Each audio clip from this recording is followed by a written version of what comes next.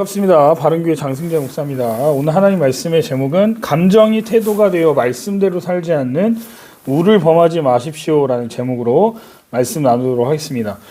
이미 다윗은 사무엘에 의해서 이스라엘의 왕으로 세워졌지만 공식적으로 이스라엘의 왕으로 선포되기까지는 험난한 여정이 기다리고 있음을 알 수 있습니다. 그 어려움 중 가장 큰 것은 바로 다윗이 세상의 방식으로 왕이 되려 하지 않고 하나님만을 의지하고 때를 기다려 했다라는 겁니다. 다른 방식을 선택했다라는 것이죠. 그런데 다윗과 다르게 다른 사람들은 주변 왕정 국가들을 보면서 세상적인 통치 방식을 따르려고 했고 따랐다는 것을 알 수 있습니다. 그렇게 다윗은 수하와 신복들과도 갈등을 많이 경험했음을 오늘 본문을 통해서 살펴볼 수 있습니다. 다윗이 아브넬의 투항을 기뻐한 이유는 동족과의 내전을 속히 끝낼 수 있었기 때문이었습니다. 하지만 요압을 비롯한 다윗의 신복들의 생각은 달랐던 것 같아요. 요압에게는 이스보셋의 군대가 노력해도 좋을 대적일 뿐이었고 그 군대 장관 아브넬은 자기 동생을 죽인 원수일 뿐이었기 때문입니다. 그 적개심과 원한이 요압을 사로잡을 만큼 강했던 것 같습니다. 그는 신하로서 다윗의 결정에 순종해야 한다라는 원칙까지 따르지 않을 만큼 말입니다.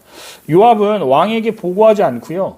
전령으로 아브넬을 쫓아가게 하고는 결국 왕의 조치에 반하여서 그를 암살했다라고 22절과 27절에 이어서 쭉 나옵니다. 이처럼 적개심과 원한에 의해 행동하는 요압의 모습은 사울을 끝까지 왕으로 인정하며 하나님의 뜻에 순종했던 다윗의 모습과는 완전히 달랐음을 보여주고 있는데요. 이 요압과 다윗의 모습을 통해 우리가 생각해 봐야 하는 것이 있다고 저는 생각합니다. 사무엘상 하를 계속해서 살펴보면서 제가 누차 말씀드렸던 것이 있습니다. 원수 갚는 것은요, 하나님께 속한 권한이라고 말입니다.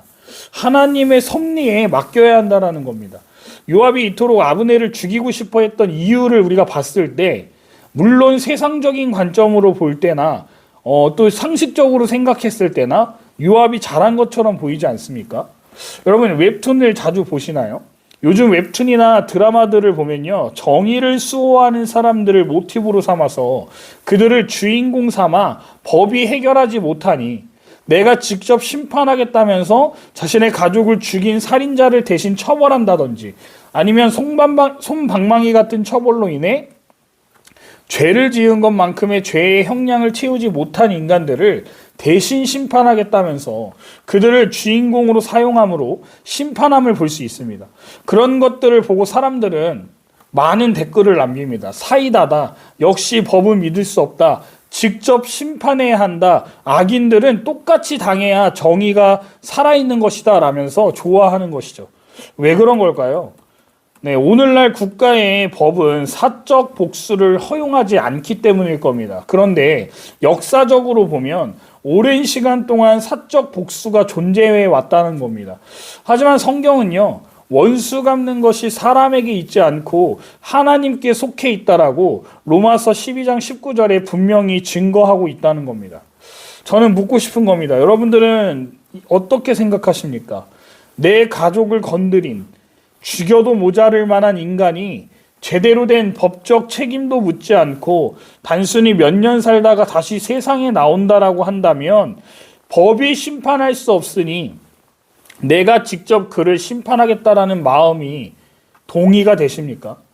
그런 생각이 드신다면 요압이 이런 행동을 한 것이 전혀 문제가 있다라고 여겨지지 않으실 겁니다. 왜죠? 내 동생을 죽인 놈을 살려둘 사람은 없을 것이기 때문이겠죠. 요압은 아브넬이 다윗 왕을 만나고 평안히 돌아갔다는 소식을 듣고는 아브넬을 평안히 돌려보낸 다윗의 처사에 대해서 불만을 토로하기 시작합니다. 찾아가서 따지기 시작한 겁니다. 여러분, 다윗은 세상적 가치관으로 이스라엘을 다스릴 생각이 없는데 자신의 부하들은 그럴 생각이 없음을, 다윗을 따를 생각이 없음을 보여주고 있는 겁니다.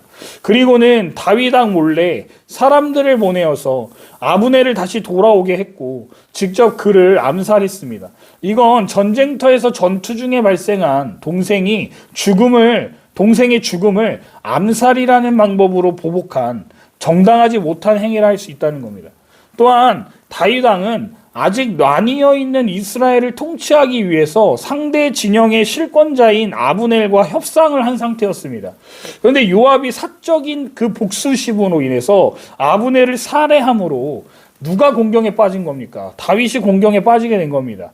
나라 대 나라 간의 공경에 빠진 것이죠, 결국. 다윗 왕이 아브넬을 죽였다고 백성이 오해할 만한 상황이었기 때문인 겁니다. 여러분, 이거는요, 굉장히 심각한 상황까지 치달을 수 있다는 것을 잊어서는 안 됩니다. 이런 행동을 취한 요압에게 다윗은 어떻게 했을까요? 다윗은 무슨 일이 있어도 요압의 행위와 무관함을 입증해야 합니다. 만약 입증하지 못하거나 북쪽 사람들을 설득하지 못한다면 지금까지 진행되어 온 전쟁과는 다른 차원의 전쟁이 시작될 수 있기 때문이었습니다. 다윗은 요압의 아브넬을 살해했다는 소식을 듣고는 매우 화를 내기 시작합니다. 그도 그럴 것이 다 된 밥에 재를 뿌리는 격이었기 때문인 것이죠. 북쪽 사람들은 이제 다윗을 어떻게 생각하겠습니까? 동맹을 맺고자 호의적인 의도를 가지고 찾아온 사람을 자신의 수도인 헤브론에서 죽게 했으니 어떻게 이런 사람을 믿고 따를 수 있겠냐라는 여론이 형성될 것은 당연한 일 아니었겠습니까? 또한 지금 다윗의 개인적인 명예도 위기에 처해 있었음을 알 수 있습니다. 그는 지금까지 사울, 나발 등의 일들을 통해 쉽사리 피를 부르는 자가 아님을 확고히 해왔단 말이에요. 그런데 이런 개인적인 명예도 훼손될 수 있는 사태를 만든 게 바로 누굽니까? 요압이란 말입니다.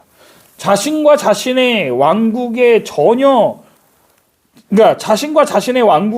이 사건에 연루되어 있지 않음을 선언하지 않으면요, 다윗은 이스라엘의 통합을 이루기에 앞서 서로 죽이는 큰 전쟁으로 이뤄질 게 뻔한 심각한 사태가 지금 요압 때문에 벌어졌다는 겁니다. 그래서 다윗은 자신의 왕국이 전혀 이 사건에 연루되어 있지 않음을 선언하면서 동시에 요압의 집안에 혹독한 저주가 임하기를 퍼붓습니다. 그의 저주 내용은 여러 면에서 사무엘을 통해 내려진 엘리 집안에 대한 저주와 비슷함을 알 수 있습니다. 결국 그 저주의 결과는요, 다윗의 유언을 받은 솔로몬에 의해서 죽임을 당함을 열왕기상 2장 31절부터 33절에서 확인할 수 있습니다. 다윗은 아무리 가까운 사람이라 하더라도 원한으로 저지른 살인을 두둔하지 않았고요. 오히려 적장이었던 아브넬의 장례를 치르면서 깊이 애도하는 모습을 보였다고 31절과 32절에서 증거합니다. 여러분, 그러면 다윗이 요압 편을 들었어야 맞다고 생각하십니까? 어쨌든 요압은 다윗을 위해서 목숨도 마다하지 않고 전쟁을 치름으로써 다윗을 왕으로 만들어 주기 위해 평생을 노력한 사람 아니겠습니까? 그런 동생을 죽인 사람을 좀 죽였다고 해서 너희 집안 다 망해라 이렇게까지 다윗이 저주하는 것에 대해서 이해가 안 되십니까 혹시? 만약 다윗이 악행을 두둔했다면요, 하나님으로부터 이스라엘을 다스릴 자격을 인정받지 못했을 겁니다. 그리고 사울처럼 버림받았을 수도 있습니다. 그러나 다윗은 오직 하나님의 법을 따라 판단했고 자기와 가까운 사람만이 아니라 이스라엘 백성 모두를 사랑했기 때문에 왕권을 인정받을 수 있었던 겁니다. 요압은 사실상 다윗의 뜻을 거슬렀다기보다는 하나님의 뜻을 거스른 것과 동일합니다. 왜냐하면 하나님께서 다윗을 통해 하나님이 나라를 세우시기 원하셨기 때문인 것이고, 다윗은 하나님의 뜻에 합당하게 나라를 이끌어가고 있었기 때문입니다. 여러분, 여기서 또 한 가지는 요압이요, 율법을 어겼다라는 겁니다. 율법에 보면 이스라엘은요, 실수로 혹은 사고로 사람을 죽이게 될 경우에는 도피성으로 피하면 살 수 있는 제도가 있었습니다. 이것을 하나님께서 민수기 35장 10절에서 28절을 보면 알 수 있습니다. 명령하신 거예요. 그리고 헤브론은요, 이미 여호수아에 의해서 오래전부터 이 도피성 역할을 하도록 지명받은 도피성 중 하나였음을 여호수아 20장 7절에서 알 수 있습니다. 이미 언급한 것처럼 아브넬이 아사헬을 죽인 것은요, 일종의 정당방위였습니다. 왜냐하면 분명히 따라오지 말라고 계속해서 몇 차례 경고했습니다. 날 따라와서 날 죽이려고 하면 난 널 죽일 수밖에 없다라고 경고했지만, 여러분, 아사헬은 끝까지 쫓아가서 죽이겠다라고 하다가 죽임을 당한 거예요. 그럼에도 불구하고 정당한 재판 한 번 없이, 그것도 도피성에서 아브넬을 죽인 것은 하나님의 말씀인 율법을 위반한 행위였다라는 겁니다. 그러므로 아브넬의 죽음이 더욱더 치근하게 느껴지는 겁니다. 다윗은 자신이 왕이 되었음에도 하나님의 말씀을 어긴 사람인 요압을 단죄할 힘이 부족했음을 스스로 고백하면서 한탄해합니다. 그래서 하나님께서 대신 갚아주길 원한다라고 기도함을 볼 수 있습니다. 이처럼 다윗은 철저히 자기 힘이 아니라 하나님의 힘에 의지했기에 결국 이스라엘의 진정한 통치자로 인정받을 수 있었던 겁니다. 우리는 여기서 어떤 교훈을 얻을 수 있을까요? 하나님은요, 질서의 하나님입니다. 교회든 직장이든 어디이든 하나님께서 세우시고 권위를 허락하신 사람들이 있습니다. 질서에 순복하는 것도 하나님의 뜻임을 기억하시기 바랍니다. 하나님의 말씀대로 살지 않는 행위를 하는 사람에 대해 복수심을 가지고 어떻게 하든 요압과 같이 끌어내려고 하거나 욕을 하거나 그를 심판하겠다는 모습으로 대하는 것이 아니라 하나님께 맡기고 하나님의 뜻에, 그리고 하나님이 세우신 자의 말에 순종하는 것이 바른 태도임을 알게 해주는 대목이라 할 수 있다는 겁니다. 다윗은 사울 왕에게도 사적인 복수를 하지 않았습니다. 그뿐만이 아닙니다. 후에 다윗의 아들 압살롬이 반란을 일으켰을 때도 압살롬의 생명을 거두지 말라는 다윗의 명령을 요압은요, 따르지 않았음을 알 수 있습니다. 요압은 이렇게 평소에도 다윗의 명령을 어기면서 자신의 뜻대로 교만히 행했던 사람이었다는 겁니다. 다윗은 왕의 권위를